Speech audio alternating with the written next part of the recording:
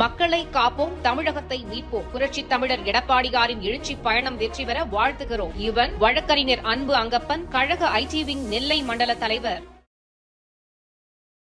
அங்க ஒரு அறிவாளித்தனமான திட்டங்களை தீட்டுவதற்கான ஆட்கள் இல்லை சார். ஆன்லைன் லாட்டரி கேஸ் இருக்கு இல்லையா, அதான் ஃபர்ஸ்ட் திமுக அரசாங்கம் கோர்ட்டுக்கிட்ட நல்லா கிட்டத்தட்ட சொல்லணும்னா திமுக கார மாதிரி நான் பதில் சொல்லணும்னா செருப்பால் அடித்த ரேஞ்சுக்கு சொல்கிறாங்க. இதுக்கு ஸ்டாலின், அதுக்கு ஸ்டாலின், எல்லா திட்டத்துக்கும் நீங்கள் ஸ்டாலின் வைக்கிறீங்க. அப்போ அந்த ஸ்டாலின்னு பேர் வைக்கிறது எந்த ஒரு அரசு திட்டத்துக்கும் பெயர் வைக்கக்கூடாது, அந்தந்த முதல்வர்களோட பெயரையோ வேறு தலைவர்கள் பெயரையோ வைக்கக்கூடாது அப்படிங்கிறது தேர்தல் விதியிலையும் இருக்குது. ஆனால் நீங்கள் அரசாங்கத்தோட காசு, அந்த அரசாங்க காசுலாம் எல்லா மக்களுடைய வரிப்பணமும் தான் இருக்குது. அரசாங்கம் செயல்படுத்துகின்ற திட்டத்தில் எல்லாரும் கொடுக்குற வரி தானே இருக்குது. அப்போ வரி கொடுக்குற யார் நிறைய வரி கொடுத்தாங்களோ அவங்களோட பேரை வச்சு ஒரு திட்டம் போட முடியுமா? திமுக இப்படி அவமானப்பட வேண்டும் என்பது நமது ஆசை அல்ல. திமுகவை அவமானப்படுத்த வேண்டும் என்பதும் அதிமுகவின் நோக்கம் அல்ல.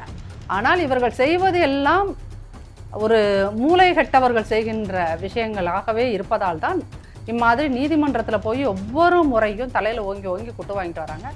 தென் தமிழகத்தில் இனிமேல் அதிமுகவுக்கு வாய்ப்பே இல்லை. இந்த நேரேட்டிவை கடந்த 5 வருடங்களாக கிட்டத்தட்ட அம்மா மறைவுக்கு பிறகு அதை திரும்ப திரும்ப எழுதி கொண்டும் சொல்லிக்கொண்டும் இதற்காகவே தனியாக அவர்கள் விவாத நிகழ்ச்சிகள்லாம் நடத்துவாங்க. சாயந்தரம் 7 மணி ஆனால் இதுக்காகவே நடத்துவாங்க. ஓபிஎஸ் அவர்களால் தான் இங்கே அதிமுக தென்பகுதியிலே ஸ்ட்ராங்காக இருக்குதுங்கிற மாதிரியான ஒரு பிக்சர் கிரியேட் பண்ணிகிட்டே இருந்தாங்க. இன்றைக்கி அந்த ஓபிஎஸ் எங்கே போய் நிற்கிறார்? ஸ்டாலின்கிட்ட போய் நிற்கிறார். அப்போது இவர்கள் உருவாக்கிய இந்த பொய்யான நேரேட்டிவ் கருத்துருவாக்கம் அவங்க கண்ணு முன்னாடியே சுக்கு நூறாக உடையிறது தான் தென் மாவட்டங்களில் எங்களுடைய பொதுச் செயலாளர் போகின்ற போது வருகின்ற கூட்டம். திமுக நல்லா விளம்பரப்படுத்தும் சார், நல்லா வேஷம் கட்டும். ஆனால் மக்களுக்கு அவர்களால் கிடைத்த பலன் அப்படின்னு பார்க்கும்போது அங்கே ஜீரோவாக இருக்கும். இவரோட ஒரிஜினாலிட்டி என்னென்னா நல்லா சாராயத்தை போட்டுக்கிட்டு அவங்க ஃபேக்ட்ரியில் உற்பத்தி பண்ணுறதுன்னு நினைக்கிறேன். போட்டுட்டு அவர் நீ நினைக்கிற மாதிரி இல்லாடா திமுக காரன் இப்படின்னு தொண்டர்கள் முன்னாடி உளர்ற ஒரு ஆளை, ஃபுல் போதையில் நின்று பேசுகிற ஒரு ஆளை தான் நீங்கள் அமைச்சராக. உதயநிதி ஒரு அமைச்சர் இல்லையா, அமைச்சர் ஆவதற்கு முன்னாடி ஸ்டேஜில் பேசுகிறாப்படி சசிகலா அம்மையாரை எங்களுடைய பொதுச் செயலாளரை 2 அர்த்தத்தில் பேசுகிறார். இயல்பிலேயே அவங்க புத்தி எவ்வளோ கேவலமாக இருக்குது. அவங்க எப்பயுமே 3ஆம் தரமான ஜோக்குகளுக்கும் பாலியல் வக்ரங்களுக்கும் ஆளான ஆட்கள். காங்கிரஸ் இன்றைக்கும் தென் மாவட்டங்களில் வலுவாகத்தான் இருக்கிறது. ரொம்ப ஸ்ட்ராங்காக இல்லாட்டாலும் தென் மாவட்டங்களில் திமுக ஜெயிக்கணும்னா அங்கே காங்கிரஸ் இவர்களுக்கு கண்டிப்பாக வேணும். திமுகவில் இருக்கிற எல்லா கட்சியும் அப்படியே கூடவே இருக்கட்டும், காங்கிரஸ் மட்டும் கலண்டு போயிடுச்சுன்னு வச்சுக்கோங்க, திமுக படு கேவலமான தோல்வியை சந்திக்கும். திமுகவை வாழ வைத்து கொண்டிருப்பது காங்கிரஸ் மட்டுமே. காங்கிரஸ் போடுகின்ற பிச்சையில் தான் திமுக உயிர் வாழ்த்து. நாளை நமது நேயர்களுக்கு வணக்கம்.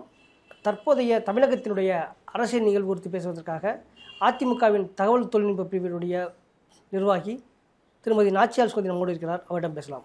வணக்கம் மேடம். வணக்கம் மேடம். திமுக இந்த ஓரணியில் தமிழ்நாடுக்கு நீதிமன்றம் இந்த ஓடிபி வாங்கக்கூடாதுன்னு ஒரு கூட்டு வச்சு இன்றைக்கி அதிமுக தொடர்ந்த வழக்கில் இந்த உங்களுடன் ஸ்டாலினில் அரசு இதில் கட்சி சார்ந்து பேரை பயன்படுத்தக்கூடாது, உங்களுடன் ஸ்டாலின்ற வார்த்தையை பயன்படுத்தக்கூடாது அப்படின்ற மாதிரியான தீர்ப்பு வந்திருக்கு. எப்படி வேணால் பார்க்குறது? திமுகவுக்கு தொடர்ந்து நீதிமன்றங்கள் குட்டு வச்சுக்கிட்டே இருக்குது. இது திமுகவுக்கு உண்மையில் போதாத ஒரு காலம். ஏதோ ஒரு அவங்கள சுற்றி ஒரு 7.5 சனி சுற்றிக்கிட்டு இருக்கு. அவர் வாக்கிங் போகும்போது கையில் இந்த ஜோசியர்கள்லாம் சொன்ன அந்த கருங்காலி கட்டையெல்லாம் தூக்கிட்டு போனாலும் இப்போதைக்கு அவருக்கு நேரம் சரியில்லை, அவ்வளோதான் சொல்ல முடியும். ஸ்டாலின் சாருக்கு இல்லை, அந்த இயக்கத்துக்கே நேரம் சரியில்லைங்கிற மாதிரி தான் இது சொல்ல முடியும். ஏன்னா இப்படி தான் திமுககாரர்கள் பேசுவார்கள், பகுத்தறிவுன்னு பேசுவாங்க, கடைசியில் அது இப்படி தான் பேசுவாங்க. ஆனால் உண்மைக்கு என்ன அப்படின்னு பார்த்தீங்கன்னா அங்கே ஒரு அறிவாளித்தனமான திட்டங்களை தீட்டுவதற்கான ஆட்கள் இல்லை சார். அதுதாங்க இப்போ இந்த பெயர் வைத்த வழக்குன்னு மட்டும் கிடையாது, தமிழகத்தில் நடந்த அட்ராசிட்டி கேஸாக இருந்தால் இருக்கட்டும், பெண்கள் மீதான வன்முறை இருக்கு இல்லையா, அதில் நடந்ததாக இருக்கட்டும், இவங்க எல்லாத்துக்கும் ஏன் உச்சநீதிமன்ற கதவு வரைக்கும் போய் தட்ட வேண்டிய ஒரு சூழல் வருது அப்படின்னா இவங்க எல்லா வழக்குகளையும் அவர் வில்சன் எம்பியை நம்புகிறாங்க, சரிங்களா? ஆனால் உண்மையிலுமே வில்சன் சார் அந்தளவுக்கு ஒரு எஃபிஷியண்ட்டான லாயரா அப்படிங்கிறது தெரியல. ஏன்னா நீங்கள் இந்த இவர் இருக்கார் பழிங்களா, செந்தில் பாலாஜி வழக்கில் ஃபஸ்ட்டு அந்த கேஸ் ஹேண்டில் பண்ணும்போது திமுக அரசாங்கம் வந்து ரொம்ப அலட்சியமாக கையாண்டார்கள். சரிங்களா? அப்போ அது இந்த பண மோசடி வழக்குங்கிறத மாதிரியே இதை அவங்க டீல் பண்ணலை. நாங்கள் போய் நீதிமன்றத்தில் அப்படி கேஸை கொடுத்தாலே வெளியே விட்டுருவாங்கன்ற ரேஞ்சுக்கு நீங்கள் ஆரம்ப காலகட்ட வீடியோலாம் அவர் வில்சன் சார் பேசின வீடியோலாம் நீங்கள் பார்த்தீங்கன்னு வச்சுக்கோங்களேன். வில்சன் சார்னு சொல்ல முடியாது, அந்த கட்சியில் இருக்கின்ற எல்லா வழக்குரைஞர்களும் பேசினதை நீங்கள் பார்த்தீங்கன்னு வச்சுக்கோங்களேன். அது எல்லாமே அவர்களுடைய ஒட்டுமொத்த இன்எஃபிஷியன்சியை, திறனின்மையை இது காண்பிக்கிறது. அங்கே இன்றைக்கி தேவை திமுகவில் ஒரு திறமை மிகுந்த அறிவு நிறைந்த ஆட்கள் எந்த மட்டத்திலையும் இல்லை. அதுதான் அங்கே ஒரு பெரிய துயரம். நீதிமன்றமே இவர்களே ஒரு 100 வழக்குலையாவது வந்து ஓங்கி ஓங்கி அடிச்சிருக்கு. ஃபஸ்ட்டு எது அப்படின்னு பார்த்தீங்கன்னா இந்த லாட்ரி, ஆன்லைன் லாட்ரி கேஸ் இருக்கு இல்லையா, அதுதான் ஃபஸ்ட்டு திமுக அரசாங்கம் கோர்ட்டுக்கிட்ட நல்லா கிட்டத்தட்ட சொல்லணுன்னா திமுக கார மாதிரி நான் பதில் சொல்லணுன்னா செருப்பால் அடித்த ரேஞ்சுக்கு சொல்கிறாங்க. நீதிமன்றம் என்ன சொல்லுதுன்னா, உங்கள் அரசு தரப்பு வழக்கறிஞர் இந்த வழக்கை ஹேண்டில் பண்ணுற அளவுக்கு சரியான வாதங்களை எடுத்து வைக்காத காரணத்தினால தான் இப்படியான ஒரு விஷயம் நடந்தது அப்படின்ற மாதிரி அந்த தீர்ப்புலேயே இருக்குது. கண்டிப்பாக. அப்போது நீங்கள் வந்து என்ன அப்படின்னீங்கன்னா, இப்போ வந்து உங்களுடன் ஸ்டாலின்னு ஒரு ஸ்டாலின், இதுக்கு ஸ்டாலின், அதுக்கு ஸ்டாலின், எல்லா திட்டத்துக்கும் நீங்கள் ஸ்டாலின் வைக்கிறீங்க. அப்போ அந்த ஸ்டாலின்னு பேர் வைக்கிறது இந்த எந்த ஒரு அரசு திட்டத்துக்கும் பெயர் வைக்கக்கூடாது, அந்தந்த முதல்வர்களோட பெயரையோ வேறு தலைவர்கள் பெயரையோ வைக்கக்கூடாது அப்படிங்கிறது தேர்தல் விதியிலையும் இருக்குது. உச்சநீதிமன்றம் பலமுறை அளித்த பல்வேறு தீர்ப்புகள்லையும் அது இருக்குது. அப்படிங்கும்போது இதெல்லாம் தெரியாதவரா வில்சன்? அப்போ அரசாங்கம் இப்படி ஒரு பேரை வைக்கும்போது வில்சன் சார் உண்மையிலுமே இந்த அரசாங்கத்தின் மீது ஒரு அக்கறை உடையவராக இருந்தால் அதை தடுத்துருக்கணும். இப்போ செகண்ட் டேர்மாக அவருக்கு எதுக்கு ஒரு எம்பி போஸ்ட் கொடுக்குறாங்க? இந்த மாதிரி இவர் நல்லா ஹேண்டில் பண்ணுவார் அப்படிங்கிறது தானே. அப்போ அங்கே விஷயம் தெரிந்த ஆட்கள் இல்லை அப்படிங்கிறது தான் காரணம். ஒருவேளை விஷயம் தெரிஞ்சவங்கலாம் போய் நல்லா மிதி வாங்கட்டும் சார்னு விட்டு விடுறாங்களோ தெரியல. அதுவும் அங்கே நடப்பதற்கான வாய்ப்புகள் இருக்குது. இப்போ இந்த உங்களுடன் ஸ்டாலின் அப்படிங்கிறது இவங்க வந்து என்ன சொல்கிறாங்க, நீதிமன்றத்தில் வாதாடும் போது என்ன சொல்லியிருக்காங்கன்னா, பாருங்கள் அங்கே ஜெகன் அவரோட பேர்ல எல்லாம் திட்டம் வச்சுக்கிட்டாங்க, இப்போ வந்து நரேந்திர மோடியை சுருக்கின்னு அம்மோன்னு வச்சுக்கிட்டாங்க அப்படின்லாம் இவங்க சொல்லும்போது அது எல்லாமே ஒரு குறிப்பால் உணர்த்துகிற பேராக தான் இருக்குது. இப்போ ஜெகன் டைரெக்டாக வச்சுட்டாரு, நம்மங்கிறது குறிப்பால் உணர்த்துற பேராக இருக்குது. அவர் ஃபுல் நேமையெல்லாம் அங்கே வைக்கல. இங்கே ஸ்டாலின்ங்கிறது மட்டும்தான் அவர் முழு பேரே அவ்வளோதானே, மு.க. ஸ்டாலின், அவ்வளோதானே. இவர் சொல்லிக்கிற மாதிரி முத்துவேல், கருணாநிதி, ஸ்டாலின்லாம் அவர் எல்லா இடத்துலையும் குறிப்பிடுறது இல்லை. இப்போ ஸ்டாலின் அப்படிங்கிற ஒரு பேர் ஏன் நீங்கள் ஒரு இதை வந்து கருணாநிதி வச்சுருக்க இல்லை முரசொலியில் இருக்கிற ட்ரஸ்ட்டில் நீங்கள் எடுத்து காசை கொடுத்து 10 ஸ்கீம் அமுல்படுத்திட்டு நீங்கள் அதுக்கு வச்சிங்கன்னா கோர்ட் உங்களை கேஸே கேட்காது. கண்டிப்பாக. ஆனால் நீங்கள் அரசாங்கத்தோட காசு, அந்த அரசாங்க காசுலாம் வந்து எல்லா மக்களுடைய வரிப்பணமும் தான் இருக்குது. அரசாங்கம் செயல்படுத்துகின்ற திட்டத்தில் எல்லாரும் கொடுக்குற வரி தானே இருக்குது. அப்போ வரி கொடுக்குற யார் நிறைய வரி கொடுத்தாங்களோ அவங்களோட பேரை வச்சு ஒரு திட்டம் போட முடியுமா? கண்டிப்பாக. பொதுமக்களும் கிளைம் பண்ணணுன்னா நான் வந்து இப்போ மாதத்துக்கு 500 ரூபா வரி கொடுக்குறோம், 500 ரூபா வரி கொடுக்குறோன்னு இருக்கான். கண்டிப்பாக. வரிங்கன்னா டைரெக்டாக போய் இன்கம் டேக்ஸ் டிபார்ட்மெண்ட்டில் கொடுக்குறதில்ல, அவன் வாங்குற ட்ரெஸ்ஸுக்கு, பிஸ்கெட்டுக்கு, சோத்துக்கு, அரிசிக்கு எல்லாத்துக்குமே அவன் வரி செலுத்தான். அப்போது எல்லாத்துக்குமே இந்த அரசாங்கத்தோட திட்டங்களில் கிளைம் பண்ணுறதுக்கான உரிமை இருக்குது. அப்போ நீங்கள் எதுவுமே அது உங்கள் வீட்டு சொத்து மாதிரி ஏதோ நீங்களே இதுக்கெல்லாம் காசு செலவு பண்ணி பண்ணுற மாதிரி இந்த அரசாங்கத்தின் பேரை சொல்லி வரி நிர்வாகத்தில் நீங்கள் இதையெல்லாம் செய்கிறீர்கள், கிடைக்கின்ற காசில் செய்கிறீங்க. ஏன் இதை செய்கிறீங்க அப்படின்னு தான் இன்றைக்கி நீதிமன்றம் இவர்களை கண்டித்திருக்கிறது. இந்த திட்டம் மட்டும் கிடையாது, இவங்க இதுக்கு முன்னாடி ஒன்று கொண்டு வந்தாங்க, ஓடிபியில் தமிழ்நாடு, ஓரணியில் தமிழ்நாடு. அந்த ஓரணியில் தமிழ்நாடு இப்படி தான் நீதிமன்றத்தில் போய் இதாச்சு, இடைக்கால தடை விதிச்சாங்க. அப்படிங்கும்போது உண்மையிலுமே இது வந்து திமுக இப்படி அவமானப்பட வேண்டும் என்பது நமது ஆசை அல்ல, திமுகவை அவமானப்படுத்த வேண்டும் என்பதும் அதிமுகவின் நோக்கம் அல்ல. ஆனால் இவர்கள் செய்வது எல்லாம் ஒரு மூளைகட்டவர்கள் செய்கின்ற விஷயங்களாகவே இருப்பதால் தான் இம்மாதிரி நீதிமன்றத்தில் போய் ஒவ்வொரு முறையும் தலையில் ஓங்கி ஓங்கி குட்டு வாங்கிட்டு வராங்க. அதற்கு நாம் வந்து திமுக அரசாங்கத்துக்கும் முதல்வருக்கும் திமுக கட்சி தலைவராக ஸ்டாலின் ஐயாவுக்கு நம்ம வந்து நம்மளுடைய ஆழ்ந்த அனுதாபங்களைத்தான் தெரிவித்துக் கொள்ள முடியும். கண்டிப்பாக. இப்போ இங்கே எடப்பாடியாருடைய இந்த பயணத்தில் வந்து இந்த உருட்டுகளும் திருட்டுகளும்ன்றது ரொம்ப மக்கள் வந்து ரொம்ப ரீச் ஆகிருக்கு, எல்லாருமே இது பேசுபொருளாக இருக்குது. இது திமுகவுக்கு எந்த அளவுக்கு அச்சம்? ஒரு பக்கம் இந்த சைடு அடி வாங்கிட்டு இருக்காங்க நீதிமன்றங்கள்கிட்ட, இந்த உருட்டுகளும் திருட்டுகளும் திமுகவுக்கு இந்த பக்கம் என்ன மாதிரியான ஒரு அச்சத்தையும் பயத்தையும் கொடுத்துருக்கு மேடம்? இது வந்து அங்கே புதுக்கோட்டையில் மினிஸ்டர் அவர் விஜயபாஸ்கர் சார் தான் இந்த ஃபஸ்ட்டு அவங்களோட மேடைகளில் தான் இது ஆரம்பிக்குது. இது இப்படியெல்லாம் ஒரு அப்ரோச் வந்து அதிமுக வந்து எப்போதும் கையில் எடுத்தது கிடையாது. ஏன்னா அதிமுக பேசிக்காகவே ஒரு மிதவாத கட்சி, சரிங்களா? அதில் வந்து திமுக செய்கின்ற மாதிரியான ஒரு அராஜகத்தனமான வார்த்தைகளை வந்து பெரும்பாலான தலைவர்கள் பயன்படுத்த மாட்டாங்க. எங்கேயாவது 1-2 பேர் பயன்படுத்திட்டாங்க. கட்சியாக அது எப்போதும் அதை அனுமதிக்காது. திமுக மாதிரி ஆட்களை கூப்பிடுறதுக்கு கவர்ச்சி நடனங்கள், கரகாட்டங்கள், அரைகுறை ஆடை நடனங்கள் இதையெல்லாம் ஒருபோதும் திமுக மேடைகளை போல் அதிமுக மேடைகளில் நீங்கள் பார்க்க முடியாது. எதுக்குமே ஒரு ஸ்டாண்டர்ட், இவ்வளோ தூரம் அவங்கள விமர்சனம் பண்ணினா போதும். சில விஷயங்களுக்கு கேவலமாக பேசுவாங்க. அவங்களோட 2ஆம் கட்ட தலைவர்கள், 3ஆம் கட்ட தலைவர்கள்லாம் வந்து ரொம்ப கேவலமாக பேசுவாங்க. அதை வந்து அதிமுக ஒருபோதும் அதை கன்சிடர் பண்ணாது. ஏன்னா சில விஷயங்களை அலட்சியம் பண்ணிட்டு போகிறது தான் நல்லதுன்னு நினைக்கும். ஆனால் இப்போ வந்து இவர்கள் என்னென்னா அதை அட்வான்டேஜாக எடுத்துக்கிட்டு ஓவராக ஆட ஆரம்பிச்சிட்டாங்க. ஓவராக அவங்க ஆடணுங்கிறதுக்காகத்தான் அவங்களுக்கு இப்போ ஏதோ இந்த இதில் ஐடிவிங்கில் இருக்கவங்களுக்குலாம் ஒரு பரிசு பொருள் தராங்க. இது வாட்சு, ஃபோனு, இதெல்லாம் இப்போ எல்லாத்துக்கும் ஒரு பரிசு பொருள் தந்துக்கிட்டு இருக்காங்க. அதுவும் இணையங்களில் பெரிய வைரல் ஆகிட்டு இருக்கு. அப்போது நீங்கள் அவங்க ஒரு வாட்சுக்காக அவங்க எல்லா தரத்துக்கும் இறங்கி பேசும்போது தான் அதுக்கு கவுண்டர் கொடுக்கறதுக்காகவே இந்த உருட்டுகளும் பிரட்டுகளும் நம்ம பண்ண வேண்டியதாக இருக்குது. அது எந்த இடத்துல சொல்கிறோன்னா, அவனை மாதிரி நம்ம லோக்கல் லாங்குவேஜ் பயன்படுத்துறது கிடையாது, மலினமான வார்த்தைகளை பயன்படுத்துறது கிடையாது.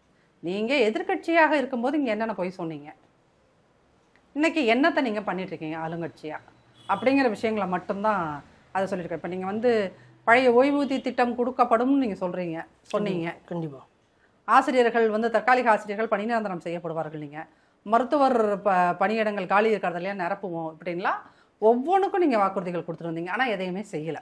தூய்மை பணியாளர் கூட இன்னைக்கு கூட போராட்டம் பண்ணிக்கிட்டு இருக்காங்க. அவங்களுக்கு வந்துட்டு வாக்குறுதி கொடுத்தது அநேகமாக அந்த தூய்மை பணியாளர்கள் ஸ்டாலினோட ஆட்சியில் இது ஒரு 7வது முறை அல்லது 8வது முறையாக அவர்கள் இந்த போராட்டத்தை கையில் எடுக்கிறார்கள். இதுக்கு முன்னாடி ஒரு 7-8 மாதத்துக்கு முன்னாடி கிட்டத்தட்ட ஒரு 200க்கும் மேற்பட்டவர்கள் அவர்களுடைய யூனிஃபார்மோடு உட்காந்து போராட்டம் பண்ணிகிட்டு இருந்தாங்க பெரிய அளவுக்கு. அப்போ இந்த தூய்மை பணியாளர்களோட கோரிக்கை நிறைவேற்றப்படலை. ஆனால் நீங்கள் என்ன பண்ணுறீங்க, அவங்க போராட்டம் பண்ணும்போதெல்லாம் சேகர்பாபு ஒரு நாடகம் நடத்துவார். ஒரு இதை போட்டு டேபிளை போட்டு எல்லோரும் சமபந்தியில் அமர்ந்து சோறு சாப்பிடுவோம், தீபாவளிக்கு உங்களுக்கு ஸ்வீட் கொடுக்கப்படும் எப்படின்னு ஒரு நாடகத்தை போடுவார். அப்போது அவங்களோட கோரிக்கை என்ன ஏது, அவங்க கேட்குறது என்ன, சம்பள உயர்வு, பணி நிரந்தரம் நீங்கள் கொடுங்கன்றாங்க. ஆனால் நம்ம 5 வருஷமாக என்ன பண்ணுறோம், பணி நிரந்தரம் நீங்கள் தான் எதிர்கட்சியாக இருக்கும்போது அந்த மக்கள்கிட்ட போய் வாக்குறுதி கொடுத்தீங்க, எழுதியே கொடுத்துருக்காங்க, சரியா? இப்போ அதை தூக்கிட்டு வந்து அவங்க கேட்குறாங்க. அது நியாயம் இருக்கிறது. இப்போ 5 வருஷமாக நீங்கள் அவங்கள ஏமாற்றிட்டீங்க இல்லையா? அப்போ அவங்க கேட்கும்போது என்ன பண்ணுவீங்க, இப்போ அடுத்த வாரம் நடத்துவார் பாருங்கள் சேகர்பாபு. என்ன பண்ணுவார்னா, அவங்க எல்லாத்தையும் கூட்டிகிட்டு வந்து சமபந்தி போஜனம் அப்படின்னு சொல்லிட்டு எங்கேயாவது உட்கார வச்சு ஒரு ஷாமியானாவை போட்டு ஒரு சாப்பாடை போட்டு அது எல்லாம் சால்வ் ஆகிடுச்சு அப்படின்னு அனுப்புவார். முதல்வரையும் கூப்பிட்டு உட்கார வச்சு பக்கத்தில் அவரையும் கூப்பிட்டு உட்கார வச்சு, அதுக்குன்னே இந்த முதல்வர் என்ன பண்ணாலும் இந்த மாதிரி ஃபோட்டோ ஷூட்டுக்கு வீடியோ ஷூட்டுக்காகத்தானே இங்கே டிவிகளே நடத்தப்படுது. எல்லோரும் ஓடி போய் அதை மட்டும் இது பண்ணி பெருசாக பிரகடனப்படுத்துவாங்க. ஆனால் அவங்க அந்த ஒருவேளை சோறு இல்லைங்கிறக்காகவே இந்த அரசாங்கத்திட்ட வந்து கேட்குறாங்க. அவங்க கேட்பது பணி நிரந்தரம். ஏன் பணி நிரந்தரம் கேட்குறாங்க, நீங்கள் தானே சொன்னீங்க நாங்கள் இப்போ செஞ்சு கொடுக்குறோன்னு. அப்போ செய்யுங்க சார்ன்ற 4 வருஷம் என்ன ஏமாற்றிட்டேன், 5வது வருஷமும் ஆரம்பிச்சிருச்சு, செய்யுங்க சார்னு கேட்குறாங்க. செய்வேன், செய்ய மாட்டேன், இது 2 தான் இந்த அரசு தரப்புல வந்து சொல்ல முடியும் இல்லையா? அப்போ அதை நீங்கள் அந்த வாக்குறுதிக்கு போய் நான் செய்வேன்னு முன்னாடி எழுதி கொடுத்ததை இப்போ செய்யுங்கன்னு கேட்குறாங்க. அதை செய்யலை அப்படின்னா இந்த அரசாங்கம் அந்த தூய்மை பணியாளர்களையும் நம்ப வச்சு கழுத்தை அறுத்துருக்குது அப்படிங்கிறது மட்டும்தான் உண்மை. கண்டிப்பாக.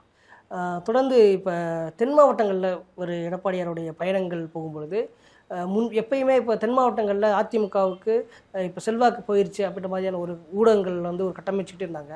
ஆனால் இப்போ அவருடைய பயணத்தில் வந்து மக்கள் அதிக அளவில் கூட்டம், அவர் வரவேற்பு அதிகமாக இருக்க பார்க்க முடியுது. எப்படி பார்ப்பாங்க? இல்லை 2 விஷயம் இருக்குது சார். என்ன அப்படின்னீங்கன்னா, ஒன்று வந்து திமுகவிடம் சம்பளம் வாங்கி கொண்டு வேலை பார்க்கும் ஊடகவியலாளர்கள், 2வது பெண் நிறுவனத்திடம் அடிமையாக இருக்கும் சில பத்திரிகையாளர்கள். இவங்க எல்லாரும் தொடர்ந்து ஒரு நேரட்டிவை செட் பண்ணிகிட்டே இருந்தாங்க. என்ன அப்படின்னீங்கன்னா, தென் தமிழகத்தில் இனிமேல் அதிமுகவுக்கு வாய்ப்பே இல்லை. இந்த நேரட்டிவை கடந்த 5 வருடங்களாக, கிட்டத்தட்ட அம்மா மறைவுக்கு பிறகு அதை திரும்ப திரும்ப எழுதி கொண்டும் சொல்லிக்கொண்டும் இதற்காகவே தனியாக அவர்கள் விவாத நிகழ்ச்சிகள்லாம் நடத்துவாங்க. சாயந்தரம் 7 மணி ஆனால் இதுக்காகவே நடத்துவாங்க.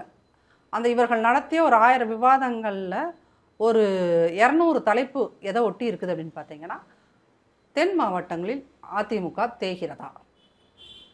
அப்புறம் அந்த கூட்டத்தில் பார்த்தீங்கன்னா இவங்களுக்கு சார்பாக பேசுகிற ஒரு 4 பேர்த்தையே கூட்டிகிட்டு வந்து வச்சுருவாங்க. உடனே அவங்க எல்லாரும் ஆமாம் தேய்ந்து கொண்டிருக்கிறது, ஆமாம் தேய்ந்து கொண்டிருக்கிறது. ஏனென்றால் நீங்கள் பார்த்தீங்கன்னா 2021 எலெக்ஷனில் இவ்வளோ ஓட்டு வாங்குச்சு, அதுக்கு முன்னாடி நடந்த 91 எலெக்ஷனில் பாருங்கள், 96 எலெக்ஷனில் பாருங்கள், 2001 எலெக்ஷனில் பாருங்கன்னா அவங்க ஒரு டேட்டாவை தூக்கிட்டு வந்துடுவாங்க. தூக்கிட்டு வந்து இப்படி ஆகிவிட்டது அப்படி ஆகிவிட்டதுன்னு இந்த மாதிரி ஒரு நேரட்டிவ் செட் பண்ணிவிட்டு ஒரு குரூப் இருந்துச்சு. இன்னொரு குரூப் யார் அப்படின்னு பார்த்தீங்கன்னா, ஓபிஎஸ் அவர்களால் தான் நீங்கள் அதிமுக தென்பகுதியிலே ஸ்ட்ராங்காக இருக்குதுங்கிற மாதிரியான ஒரு பிக்சர் கிரியேட் பண்ணிகிட்டே இருந்தாங்க. இன்றைக்கி அந்த ஓபிஎஸ் எங்கே போய் நிற்கிறார்? ஸ்டாலின்கிட்ட போய் நிற்கிறார். அப்போது இவர்கள் உருவாக்கிய இந்த பொய்யான நேரேட்டிவ் கருத்துருவாக்கம் அவங்க கண்ணு முன்னாடியே சுக்கு நூறாக உடையிறது தான் தென் மாவட்டங்களில் எங்களுடைய பொதுச் செயலாளர் போகின்ற போது வருகின்ற கூட்டம். உடனே இந்த 200 ரூபா உடன்பிறப்புகள்லாம் சொல்லுவாங்க, அதெல்லாம் நீங்கள் காசு கொடுத்து கூட்டுற கூட்டம். காசு கொடுத்துருக்குற கூட்டம்னா இதே விட பல மடங்கு பல 1000 கோடி அதிகமாக வச்சுருக்கோம் உங்கள்கிட்ட. நீங்கள் ஏன் ஸ்டாலின் போகும்போது இதே அளவுக்கான கூட்டத்தை உங்களால் திரட்ட முடியவில்லை? என்ன காசு கொடுத்தாலுமே இவ்வளோ கூட்டலாம் கூட்ட முடியல. இல்லை, அது வந்து சரி, இவங்க பொய் பேசுறதுன்னு முடிவு பண்ணிட்டாங்க. அதான் பொய் பேசுறதுக்கு தான் உங்களுக்கு வாட்ச் கொடுக்குறாங்க, செல்ஃபோன் கொடுக்குறாங்க. அப்போ இதை வாங்கி வச்சுக்கிட்டு நீங்கள் ஏதோ நேரேட்டிவ் செட் பண்ணுறான்னு இந்த மாதிரியான விஷயங்கள் எல்லாம் செஞ்சுட்டு இருக்கீங்க. அப்போது இவர்கள் இந்த 5 ஆண்டுகளாக உருவாக்கிய எந்த நேரேட்டிவும் பொதுமக்கள்கிட்ட போய் சேரலை. இவங்களா ட்விட்டரில் பேசிக்கிறது, இவங்களோட வாட்ஸ்அப் குரூப்பில் பேசிக்கிறது, ஃபேஸ்புக்கில் எழுதிக்கிறது, இவங்களோட ஆதரவாக இருக்கிறவங்க ஒரு 1000 பேர் வந்து அங்கே கெட்ட வார்த்தையை போட்டு திட்டிட்டு போகிறது. இது வந்து உண்மையிலுமே எலெக்ஷனில் பாதிக்குமா அப்படின்னீங்கன்னா 10% கூட அது பாதிப்பை உருவாக்காது. 10% கூட அது பாதிப்பை உருவாக்காது அப்படிங்கிறது தான் இது வரைக்கும் கிடைச்சிருக்க டேட்டா உங்களுக்கு. அப்படிங்கும்போது எந்த பாதிப்பையும் ஏற்படுத்தாத இந்த நேரேட்டிவை செட் பண்ணுறதுல இவங்க கான்சன்ட்ரேட் பண்ணுறதுனால தான் நீதிமன்றங்களில் போய் இந்த ஓடிபிக்கும் ஓரணியில் தமிழ்நாட்டுக்கும் உங்களுடைய ஸ்டாலின் திட்டங்கள்லாம் வந்து நீதிமன்றம் அது மேலே கொல்லி வச்சு அனுப்பிச்சி விட்ருது. சரிங்களா? அப்போ அது அங்கேயே எரிஞ்சு போகுது. அப்போ நீங்கள் அதிமுகவை அழிப்பதற்கு இல்லை அதிமுகவை அழித்து விடுவோங்கிற நம்பிக்கையில் நீங்கள் ட்விட்டரில் பொய்ய பரப்புறதும் ஃபேஸ்புக்கில் பொய்ய பரப்புறதுமா இதில் மட்டுமே வேலையாக இருக்கிறனால தான் உங்களால் ஒரு வேலையை கூட ஒரு திட்டத்தை கூட சரியாக திமுகவால் செய்ய முடியல அப்படிங்கிறது நிரூபணமாகுது. அப்போது இங்கே வந்து நீங்கள் ஆள் கொடுத்து கருத்துக்களை உருவாக்கலாம், நேரேட்டிவாக செட் பண்ணலாம். பட் ஓட்டு போட போகிற மக்கள் தான் யாருக்கு ஓட்டு போடுறதுங்கிறத தீர்மானிக்கிறாங்க. கண்டிப்பாக. அப்போ இந்த கடைசி சக்தி, ஒரே ஒரு சக்தி, உறுதியான சக்தி எது அப்படின்னீங்கன்னா அது மக்கள் மனம்தான். ஓட்டு போட போகின்ற மக்கள் மனம் தான். அவங்க தீர்மானிப்பாங்க. 10 வருஷம் அதிமுக ஆட்சியில் இருந்துச்சு, 2011 21 வரைக்கும். 21 வரைக்கும் இந்த 10 ஆண்டுகளில் அதிமுகவால் கிடைக்கப்பெற்ற நன்மைகள் நமக்கு என்ன? 5 வருஷம் ஸ்டாலின் இருந்தார். 5 வருஷத்தால் அந்த 10 வருஷத்தில் இருந்ததில் ஒரு 10%ஆவது இவர் செஞ்சாரா? அவர் 11 மெடிக்கல் காலேஜ் இந்தியாவில் எந்த ஒரு முதல்வரும் கொண்டு வரல, மத்திய அரசுக்கிட்ட வாங்கி தர முடியல, இவர் வாங்கி தந்திருக்கார். அப்போது நீங்கள் ஒரு மெடிக்கல் காலேஜாவது திமுக வாங்கி கொடுத்துச்சா? இல்லை. அப்போ சாதாரண மக்கள், நம்ம வந்து அவங்கள சாதாரண மக்கள்னு சொல்லிக்கிறோம், ஆனால் அவங்க இதை யோசிப்பாங்களா மாட்டாங்களா? கண்டிப்பாக யோசிப்பாங்க. 5 சட்டக்கல்லூரிகள் கொண்டு வராரு, இவங்க ஏன் இதை கொண்டு வர முடியல? ஒன்றாவது கொண்டு வந்துட்டோம். 57 ஆர்ட்ஸ் அண்ட் சயின்ஸ் காலேஜ் கொண்டு வராங்க. இவங்க 4 ஆர்ட்ஸ் அண்ட் சயின்ஸ் காலேஜ் கொண்டு வந்துட்டு அதை கொண்டு போய் மண்டபத்தில் நடத்திட்டு இருக்காங்க. பில்டிங் இல்லை, மண்டபத்தில் நடத்திட்டு இருக்காங்க. அப்போது அதிமுகவோட எஃபிஷியன்சி என்ன, நிர்வாகத்திறன் என்ன, அவர்களால் சாதிக்க முடிந்த விஷயங்கள் என்ன? திமுக நல்லா விளம்பரப்படுத்தும் சார், நல்லா வேஷம் கட்டும், ஆனால் மக்களுக்கு அவர்களால் கிடைத்த பலன் அப்படின்னு பார்க்கும்போது அங்கே 0வாக இருக்கும். அப்போது மக்கள் வந்து நீங்கள் இங்கே என்ன வேணாலும் நெட்டில் எழுதிக்கலாம், இணையதளத்தில் நீங்கள் என்ன வேணாலும் கர்மத்தை எழுதிக்கலாம். அது போய் அந்த இணையதளத்தில் நீங்களே எழுதி நீங்களே பாராட்டி நீங்களே சிரிச்சுட்டு கிடக்க வேண்டியதுதான். அது சாமானிய மக்களை நீங்கள் செய்கின்ற எந்த பரப்புரையும் அங்கே போய் சேர போகிறது கிடையாது. மக்கள் நீங்கள் போடுற இந்த கேவலமான ட்விட்டுகளை வச்சு ஓட்டு போட போகிறதும் இல்லை அப்படிங்கிறத திமுக புரிந்து கொண்டால் ஒழிய அவர்களுடைய இந்த நீதிமன்றங்கள்லையும் பொதுமக்களிடமும் இவர்கள் அவமானப்படுவதை நிறுத்த முடியாது. கண்டிப்பாக இப்போ இந்த திமுக தொடர்ந்து அவதூறு எழுதுன்றப்ப நேற்று முந்தானது டிஆர்பி ராஜா, அமைச்சர் டிஆர்பி ராஜா வந்து ஒரு அறிக்கை எழுதியிருக்காரு.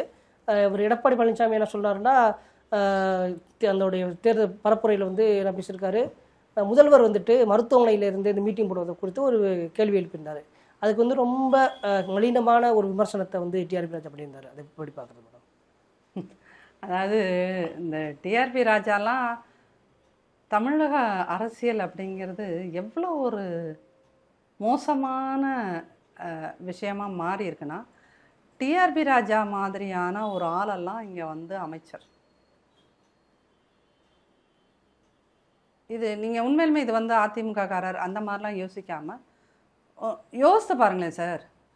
மக்கள்கிட்ட போனதே கிடையாது, எந்த போராட்டங்களும் திமுக கட்சிக்காக செய்தது கிடையாது. டிஆர் பாலுவோட மகன் பல ஆயிரம் அல்லது பல லட்சம் கோடிகளுக்கு சொந்தக்காரர். இந்த ஒரே காரணத்துக்காக ஆல் ஆஃப் அ சடன் இவரெலாம் அமைச்சர். அப்போ நம்ம அரசியலுங்கிறது எவ்வளோ கேவலமாக இருப்பாருங்க. அரசியல் கேவலமாக இருக்குங்கிறத விட இந்த மாதிரியான கேவலம் கெட்டவங்கள்லாம் தான் அரசியலில் வந்து உட்காந்துருக்காங்க. அப்போது இந்த மாதிரியான ஒரு சாக்கடையில் நெளியும் புழுக்கள் சொல்வதற்கு, பேசுவதற்கு அறிவருக்கு எந்த மனுஷனும் ரியாக்ட் பண்ண மாட்டான், எந்த மனிதர்களும் ரியாக்ட் பண்ண மாட்டாங்க. ஏன்னா இவரோட ஒரிஜினாலிட்டி என்னன்னா, நல்லா சாராயத்தை போட்டுக்கிட்டு அவங்க ஃபேக்ட்ரியில் உற்பத்தி பண்ணுறதுன்னு நினைக்கிறேன். போட்டுட்டு அவர் வந்து நீ நினைக்கிற மாதிரி இல்லாடா திமுககாரன் இப்படின்னு தொண்டர்கள் முன்னாடி உளர்ற ஒரு ஆளை, ஃபுல் போதையில் நின்று பேசுகிற ஒரு ஆளை தான் நீங்கள் அமைச்சராக்குறீங்க. நீங்கள் போதை போடுங்க போடாதீங்க அதை கருத்து சொல்கிறதுக்கு ஆள் கிடையாது. ஆனால் நீங்கள் உங்கள் தொண்டர்கள் முன்னாடி, பொதுமக்கள் முன்னாடி உங்களை நீங்கள் எப்படி வெளிப்படுத்திக்கிறீர்கள் அப்படிங்கிறது தான் இங்கே முக்கியம். அப்போது நீங்கள் வந்து எல்லா நேரத்துலையும் வந்து இப்படி ஃபுல் போதையில் இப்படி கருத்து சொல்கிற ஒரு ஆளுக்கு நாம் ஏன் ரியாக்ட் பண்ணணும்? ரியாக்ட் பண்ணுற அளவுக்கு அவர் உண்மையிலுமே மதிப்பு மிக்க ஒரு ஆள் அப்படின்னு சொன்னோம்னா நம்ம பதில் சொல்லலாம். இல்லை கட்சியில் அவர் ஒரு பெரிய சீனியர்னா அவருக்கு நம்ம பதில் சொல்லலாம். ஆனால் இந்த மாதிரி ஒரு நாலாந்தரமான ஒரு ஆள், மூணாந்தரன்னு கூட சொல்ல முடியாது, அதெல்லாம் ஒரு நாலாந்தர ஆள், அந்த மாதிரி ஆளுக்கெல்லாம் நம்மளோட பொண்ணான நேரத்தை எல்லாம் பயன்படுத்தி கட்சியில் யாருமே பதில் சொல்லக்கூடாதுன்னு நான் நினைக்கிறேன். ஏன்னா அதுக்கெலாம் அவங்கள ஒர்த்தே கிடையாது. ஒரு சீனியர் லீடர், திமுகலேயே ஒரு சீனியர் லீடர் கேட்குறாருன்னு வச்சுக்கோங்க. இப்போ ஒரு வேலை கேஎன்ஆர் கேட்குறாரு அப்படின்னா, கேஎன்ஆர் அந்த கட்சிக்காக உயிரவே கொடுக்குற ஒரு ஆள் இல்லையா?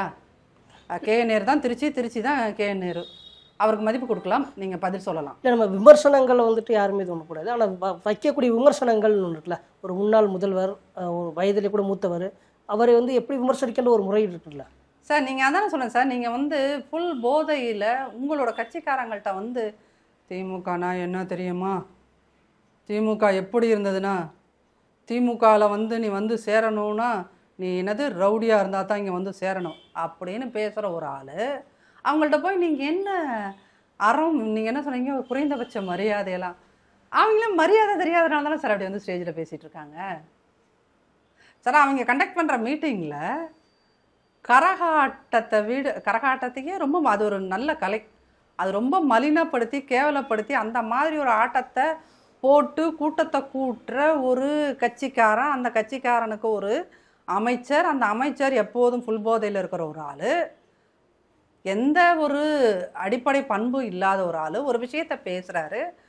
அந்த விஷயம் என்னன்னா, அவங்களுடைய லாங்குவேஜ் எப்படி இருக்குன்றத அவங்க பேசுகிற அந்த மொழியில தான், அவங்க பயன்படுத்துகிற அந்த வார்த்தைகளில் தான் நம்ம தெரிஞ்சுக்க வேண்டியதாக இருக்குது.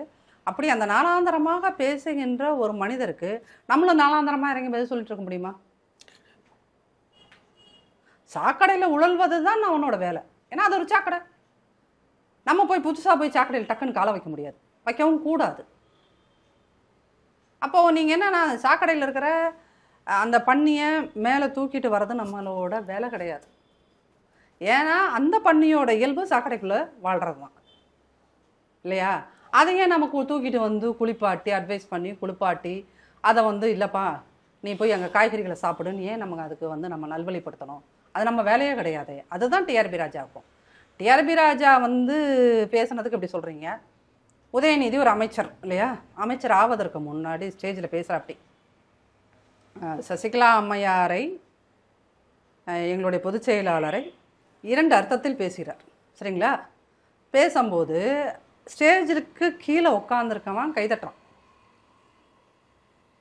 உதயநிதியோட ஸ்டேஜில் உட்காந்துருக்கவங்களும் கைதட்டுறாங்க அப்படின்னா இயல்பிலேயே அவங்க புத்தி எவ்வளோ கேவலமாக இருக்குது. அவங்க எப்பயுமே 3ஆம் தரமான ஜோக்குகளுக்கும் பாலியல் வக்ரங்களுக்கும் ஆளான ஆட்கள். கிட்டத்தட்ட பல பாலியல் நோயாளிகள், வக்ரவாதிகள் அந்த கட்சியில் மெம்பராக இருப்பாங்க. அந்த கட்சி நிர்வாகத்தில் ஒரு நிர்வாகியாக இருப்பாங்க.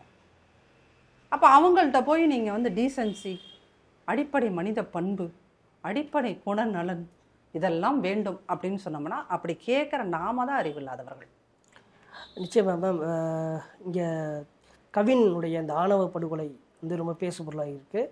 அந்த பொண்ணு கூட நேற்று வந்து வீடியோ வெளியிட்டிருக்காங்க, விளக்கம் கொடுத்துருக்காங்க.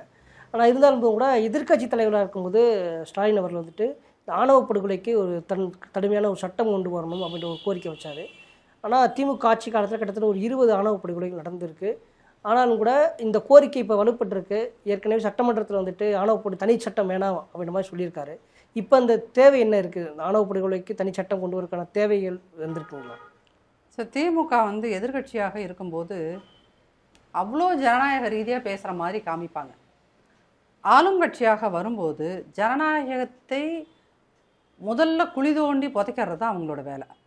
இப்போ இந்த ஆணவ கொலைகளுக்கான சட்டம் கொண்டு வரப்பட வேண்டும் அப்படிங்கிறத எவிடன்ஸ் கதிர் மாதிரி பட்டியலின மக்களோட போராளிகளாக இல்லை ஒரு சிவில் சொசைட்டியாக என்ஜிஓவாக பேசுகிற ஆட்கள் திரும்ப திரும்ப இந்த கோரிக்கையை அதிமுக ஆட்சி காலத்துலையும் சரி, திமுக ஆட்சி காலத்துலையும் சரி, எல்லா ஆட்சி காலத்துலையும் அவர்கள் கேட்டுக்கொண்டே தான் இருக்கிறார்கள். சரிங்களா? திமுக வந்து நாங்கள் கொண்டு வரோம் அப்படின்னு போன முறை அவர்கள் உறுதியளித்தார்கள். 2வது, காங்கிரஸ் தன்னோட தேர்தல் அறிக்கையில் 25 அறிக்கைகளை கொடுத்துச்சு, வாக்குறுதிகளை கொடுத்துச்சு. அதில் ஒரு வாக்குறுதி ஆணவ கொலைக்கு நாங்கள் தனி சட்டம் கொண்டு வருவதற்காக வேலை பார்ப்போம் அப்படின்னு சொன்னாங்க. ஆனால் இன்றைக்கி யாருமே கொண்டு வர முனையவில்லை. அப்படிங்கிறத விட முதல்வர் என்ன சொல்லிட்டாருன்னா ஆணவ கொலைக்கு தனி சட்டம் தேவையில்லை அப்படிங்கிற மாதிரி ஒரு வார்த்தையை விடுறாரு. அப்போ இன்றைக்கி நீங்கள் தேவையில்லைன்னு சொல்கிற போது உங்களுக்கு அன்னைக்கு வந்து நாங்கள் தனி சட்டம் இயற்றுவோம் அப்படின்னு எந்த வாயை வச்சு பேசுனீங்க?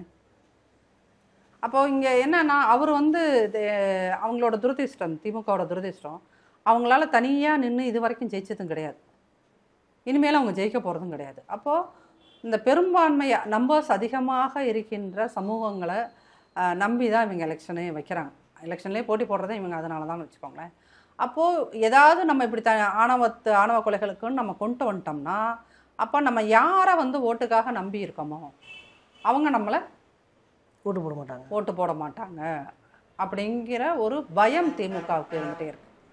அந்த பயத்தின் காரணமாகத்தான் அவங்க வந்து அந்த விஷயத்தை பேசுவதற்கு கூட ரொம்ப தயங்குறாங்க. அதுதான் உண்மை. இதை வந்து திமுககாரர்கள் யாராவது பார்த்தா ஆமாம் இந்த அம்மா கரெக்டாக தான் சொல்லுது அப்படிங்கிறத ஒத்துப்பாங்க. அவங்க என்னன்னா அந்த வாக்கரசியலில் ஒரு துயரம், அந்த பெரும்பான்மையாக இருக்கின்ற சமூக மக்களை பார்த்து பயப்பட்டுக்கிட்டு சில தீர்க்கமான முடிவுகளை எடுப்பதற்கு ஸ்டாலின் அரசாங்கமும் சரி, ஸ்டாலினோட கட்சியும் சரி, அவர்கள் ஒரு அளவுக்கு அதிகமான ஒரு பயத்தில் இருக்காங்க. ஏன்னா அந்த சமூகத்திலிருந்து தான் கிட்டத்தட்ட 7-8 பேர் அமைச்சர்களாக இருக்கிறார்கள். ஸ்டாலின் ஐயாவோட சேர்ந்து அந்த கட்சிக்குள்ளே 7-8 பேர் அமைச்சர்களாக இருக்கிறார்கள். அப்படிங்கும்போது அவங்க அத்தனை பேர்த்தையுமே பகைச்சிக்க வேண்டி வருமே. அவங்க கொடுக்குற கமிஷன் உங்களுக்கு கட்டாகமே. அப்போ இதில் பல சிக்கல்கள் இருக்குது அப்படின்னு அவர் உணர்ந்துக்கிட்டு தான் இதுவரைக்கும் கவின் ஆணவ கொலை குறித்து எங்குமே எதுவுமே அவர் பேசலை அப்படிங்கிறது தெரியுது. இப்போ திருமா அவர்கள் போயிருந்த போது அவர் என்ன சொல்கிறாருன்னா மத்திய அரசு சட்டம் கொண்டு வரணும், மத்திய மாநில அரசுகள் கொண்டு வரணும் அப்படிங்கிற ஒரு வார்த்தையை அவர் சொல்கிறார். எதுக்கு இருந்தாலும் அவர் மத்திய அரசு எடுத்துப்பார். ஆனால் திருமா அவர்களுக்கே தெரியும் மிகவும் பிற்போக்கான ராஜஸ்தானில் ஆணவ கொலைகளுக்கு எதிரான சட்டம் இருக்குது. அப்போ ராஜஸ்தானில் ஏற்ற முடியும் போது தமிழ்நாடை நீங்கள் முற்போக்கு மாநிலம் சொல்கின்ற சமூக நீதி மாநிலம் சொல்லும்போது நீங்கள் உருவாக்க தவறிவிட்டீர்கள். அதற்கான ஒரு பதிலும் உங்களுக்கு 26 எலெக்ஷனில் கண்டிப்பாக எதிரொலிக்கும். கண்டிப்பாக. இப்போ நீங்கள் கூட இப்போ திமுக வந்து இது வரைக்கும் தனித்து தேர்தல் நின்றதே இல்லை அப்படின்ற மாதிரி சொல்கிறீங்க. எடப்பாடி அவர்களும் கூட தன்னுடைய அந்த பயணத்தில் என்ன சொல்கிறாருன்னா திமுக மக்களை நம்பி இல்லை, வந்து கூட்டணி கட்சியில் நம்பி தான் தேர்தல் நிற்குது அப்படின்ற மாதிரியான கருத்து சொல்லியிருக்காரு.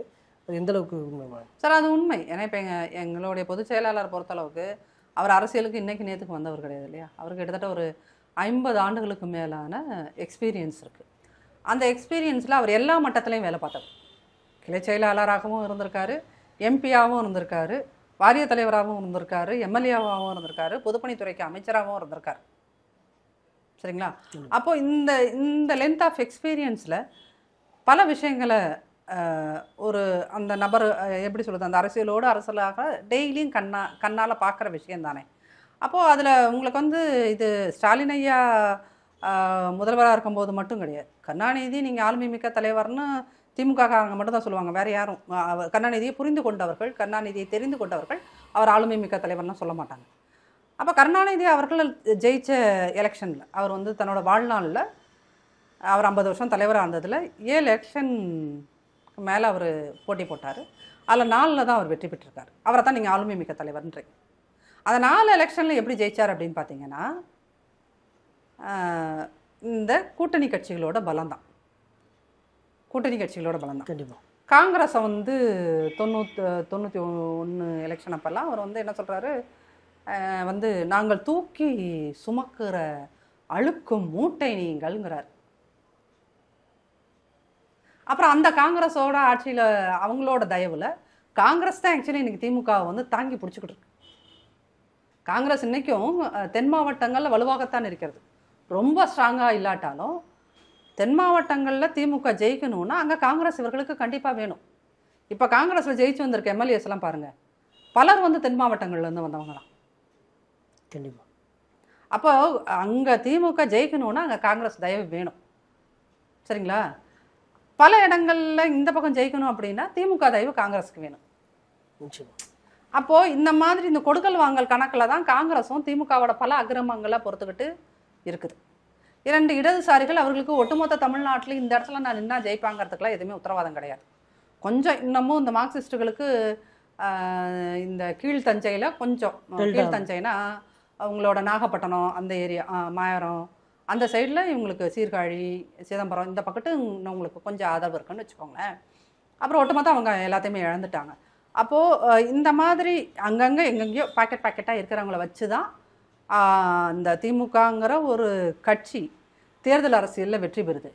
இன்கேஸ் ஏதாவது ஒரு பிரச்சனை நடந்து திமுகவில் இருக்கிற எல்லா கட்சியும் அப்படியே கூடவே இருக்கட்டும், காங்கிரஸ் மட்டும் கலண்டு போயிடுச்சுன்னு வச்சுக்கோங்க, காங்கிரஸ் மட்டும் கலண்டு போயிடுச்சுன்னு வச்சுக்கோங்க, திமுக ஆட்சி இழக்கும். எப்படியா இருந்தாலும் அது 26 வரப்போகிறது கிடையாது.